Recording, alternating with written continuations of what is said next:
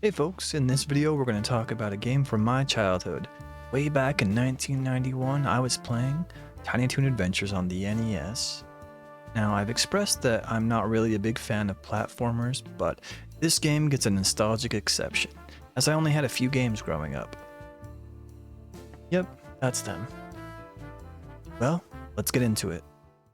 Tiny Toon Adventures is a platformer centered in Acme Acres. There are 4 playable characters, each with their own strengths.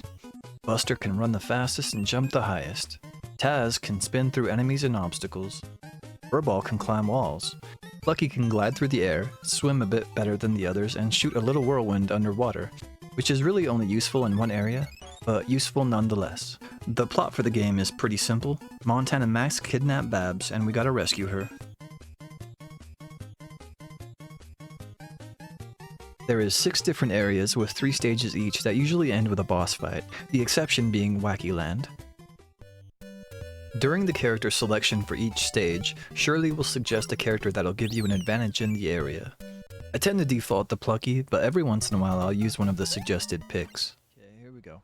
There's also a secret boss you can encounter by ending an area with either 11, 22, or 33 carrots. I tried 44, but it didn't work. The secret boss being Duck Vader. He's pretty similar to the other bosses in that 3 jumps on the head will take him out. Only when you defeat him, you get 3 lives. Oh, 3, got him. Oh, you get 3 up. Nice. Alright, time for the bosses. At the end of the first area, we'll encounter Dr. Gene Splicer, who will ride a skateboard back and forth while tossing anvils in the center of the room. At the end of the second area, we encounter Captain Claw. He'll drop some barrels and occasionally stab you with his sword. No, he just stabbed me! At the end of the third area is Fido. He'll drop from the ceiling and then down into the pit in the center of the screen before dropping down again. There's 2. I'm nervous, dude. Oh yeah! At the end of the 4th area, Gorilla Boss. That's what the Wicca says. No mention of him in the manual. This is probably the most difficult boss in the game. He'll jump twice, summoning a baby gorilla for each jump. You want to be in the air when he jumps, otherwise you'll be stunned. For every 2 baby gorillas you jump on, a piece of the platform will fall. Shoot. Okay! Okay, screw that level, dude. Screw it good. Also, I was 1 carrot away from fighting Duck Vader. As I said earlier, the 5th area is Wacky Land, an exception to having a boss. You just need to collect Go-Go clones that will create a large Go-Go.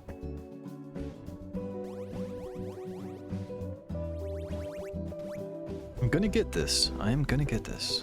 Now for the 6th and final area, Montana Max's Mansion. It can be a little challenging, but once you get all the patterns down and are comfortable sliding under the spikes, you'll be ready for Max himself.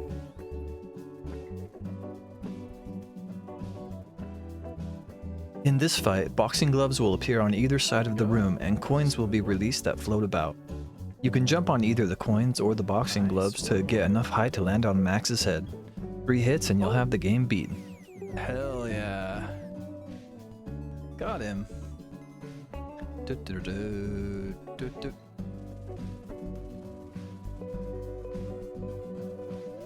I beat it! Oh my gosh. And that's Tiny Toon Adventures on the NES. This is exactly what I'd hoped for when I got an NES game.